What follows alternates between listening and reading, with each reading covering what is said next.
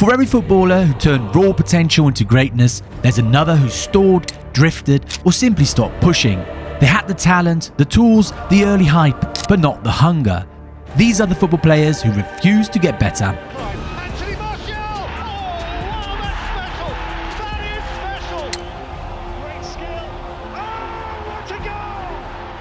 Balotelli from long distance, lifting it into the corner. Absolutely brilliant from Balo. For a while, Mario Balotelli looked destined to own football's future. At 18, he was already scoring for Inter Milan, combining explosive pace, strength and technique that made defenders panic. Manchester City dared to try it with him. Under Roberto Mancini, the man who first trusted him at Inter, Balotelli produced both chaos and genius. He won games with outrageous finishes, then lit fireworks in his bathroom the next week. Yet, his talent was undeniable. His career's defining moment came at Euro 2012. 2 goals against Germany, the second a thunderbolt in the top corner, shirt off, muscles flexed, face of stone. That was peak Balotelli, just as fearless and brilliant as he was crazy. But greatness demands repetition, and Mario never mastered it, which is something we'll see again later with other promising players. Balotelli's career stayed stuck in neutral. He was brilliant one night, invisible the next. He skipped training, argued with teammates, and racked up red cards almost as often as goals. Coaches tried everything. Mancini protected him, Mourinho challenged him, and Rodgers gave him a reset. None of it worked. People blamed the media pressure and the racism he faced, and those things were real. But the bigger problem was focus. Mario loved the spotlight more than the work. He never improved his movement, his discipline, or his mentality. What should have been steady growth turned into a carousel of short stops. Milan, Liverpool, Nice, Marseille, Brescia, all the same story. By his late 20s, Balotelli was just a reminder of wasted potential, collecting short-term contracts and headlines instead of trophies. He had the talent to dominate world football, but refused to grow as a player. But Balotelli wasn't the only Italian talent who had the world at his feet from the start. A street footballer from Bari with outrageous flair, ridiculous vision and a first touch that seemed to freeze time. At 19, Roma paid a record fee for a teenager, convinced they were signing Italy's next genius. Cassano had everything. He could dribble through players, play killer passes and score with either foot. Francesco Totti, a legend himself, said Cassano was more talented than him. That's how gifted he was. At his peak, he looked like the perfect Italian fantasista, half playmaker, half magician.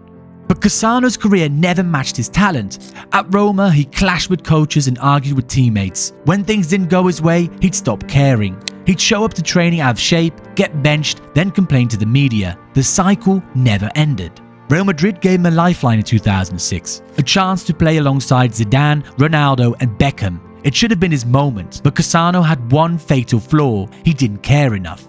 He arrived overweight, famously admitting he loved food more than training. He fought with Fabio Capello. After Madrid came Sampdoria, Milan, Inter, with flashes of brilliance but never consistency. Every coach said the same thing: if Cassano trained like he played, he'd be world class. He just never did. By the time he retired, Cassano's legacy wasn't of trophies or Ballon d'Ors, but of what could have been.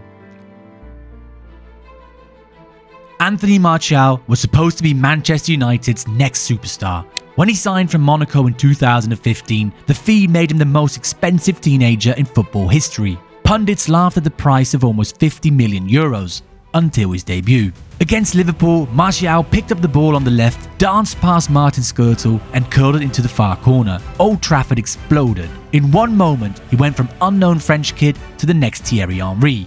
He had everything: pace, power, composure. That effortless glide that made defenders look slow. His first season brought 17 goals and United thought he'd be the foundation of their next era. But then the growth stalled. Instead of pushing on, Martial stayed the same player year after year. He'd score a beauty one week, then vanish for 5. His body language screamed disinterest. It looked lazy on the eye. Mourinho questioned his hunger and Solskjaer called for more intensity. Same story, different voice. He led the line in 2020 and hit 23 goals, his best ever, but never built on it. Injuries came, the confidence faded, and the spark disappeared. The turning point came when Edinson Cavani and later Marcus Rashford took over. Martial didn't evolve and eventually became a squad player instead of the star United had invested in. Some say it was injuries, others point to constant managerial changes and tactics that hurt him. Maybe, but great players adapt, and Martial didn't. Now, at 30, Martial is still remembered as a potential star player. Next guy tried too hard to be a star. There are some players who seem to be made for YouTube compilations, and Adel Taarabt might be the ultimate example. At QPR, Taarabt looked like a magician. Step-overs, nutmegs, dribbles from his own half, he turned the championship into his personal playground. Fans nicknamed him the Moroccan magician because he could win games single-handedly. There was always a catch. Taarabt wanted to play football on his own terms. At Tottenham, he struggled for minutes under managers who demanded structure. That's when QPR took the gamble, and for a short while, it looked genius. In the 2010-11 season, Taarabt was unplayable in the championship. He scored 19 goals and assisted 16 more, and dragged QPR to promotion almost single-handedly. He was named Championship Player of the Year and looked like a future Premier League star. In some games, he was untouchable, running the show, humiliating defenders and smashing in long-range rockets. The Loftus Road crowd adored him. Once in the Premier League, the flaws became impossible to ignore. His fitness was questioned constantly. Neil Warnock, who managed him at QPR, admitted he was a nightmare to coach. Brilliant one week, invisible the next. Other managers called him lazy, and he was accused of turning up overweight. And against stronger teams, his flair-heavy style often vanished. Critics argued he didn't take football seriously enough. Some fans say he never had the discipline to succeed at the top level. Others point out that QPR was simply too weak a side for him to shine consistently in the Premier League. But the truth was clear. Taarabt had the tools, but not the habits. He wanted the spectacular, not the grind. Later in his career, he reinvented himself briefly at Benfica, surprisingly playing as a hard-working midfielder in his late 20s. But by then, the prime years were already gone, which is something that can also be said about Dele Alli. Although it felt like England had struck gold when Dele Alli first burst onto the Premier League scene. Spurs signed him from MK Dons in 2015 for just £5 million, and within months he looked like the steal of the decade. Dele had that rare timing for arriving late in the box, scoring volleys and linking well with Harry Kane. He won PFA Young Player of the Year twice in his first 2 seasons at Spurs. He scored 18 Premier League goals in his second season and was hailed as one of England's brightest talents. But the climb stopped almost as quickly as it started. After 2018, Dele's form dipped. He lost sharpness, his decision-making regressed, and managers began to question his professionalism. Mauricio Pochettino, who had nurtured him, was replaced, and Jose Mourinho famously told him in training, "When you're older, you'll regret not working harder." At the time, it felt harsh and unfair. In hindsight, Jose was right all along. Some defended Dele, blaming Tottenham's tactical shifts. Spurs moved from a pressing, fluid system under Poch to more rigid setups, and Dele's natural role as a second striker disappeared. Injuries also nagged at him.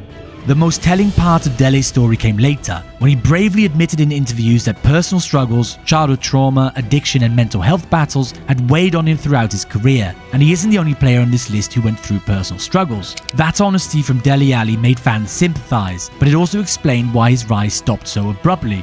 Today, Dele is still only in his late 20s, but his peak feels long gone. He went from England's brightest hope to being released by Como after just one appearance. Sir Alex Ferguson once called him the most naturally gifted player he's ever worked with. Think about that. Fergie coached Cristiano Ronaldo, Wayne Rooney, Ryan Giggs and Paul Scholes, and yet he singled out Morrison. That's how much talent he had. As a teenager, he seemed to have it all: dribbling, vision and composure. Coaches thought he'd be England's next midfield genius, but his career became the definition of wasted potential. Morrison was involved in off-field incidents as a teenager, clashed with authority and gained a reputation for being uncoachable. United protected him for as long as they could, but even Ferguson's patience had limits. Eventually, the club let him go, a shocking move at the time given how highly they rated him. West Ham picked him up, hoping to rebuild his career, and for a brief spell it looked like they'd found a gem. His solo goal against Tottenham in 2013, running from inside his own half, skipping through defenders and finishing coolly, was hailed as the goal of the season. Fans thought it was the day Ravel Morrison finally arrived. But it was false dawn. Discipline was always the problem. Some say Morrison was a victim of circumstances. He grew up with difficult surroundings and the baggage followed him. Others argue he never had the mentality to survive the grind of professional football. In truth, it was both. The talent was undeniable, but talent isn't enough when the professionalism isn't there. Despite some highlights, Morrison's downfall was entirely self-inflicted. But if you want the definition of a highlights player, look no further than Hatton Ben Arfa. He scored some of the Premier League's most unforgettable goals for Newcastle. His solo run against Bolton, carrying the ball from halfway, slicing through defenders and finishing calmly, looked like a Messi tribute act. Newcastle fans adored him, and on his day, he could light up the league. But the problem was the other days, the ones where nothing worked. Alan Pardew and Newcastle eventually had enough and moved on. He clashed with managers, refused to track back, was inconsistent in training, and frustrated teammates with his decision-making.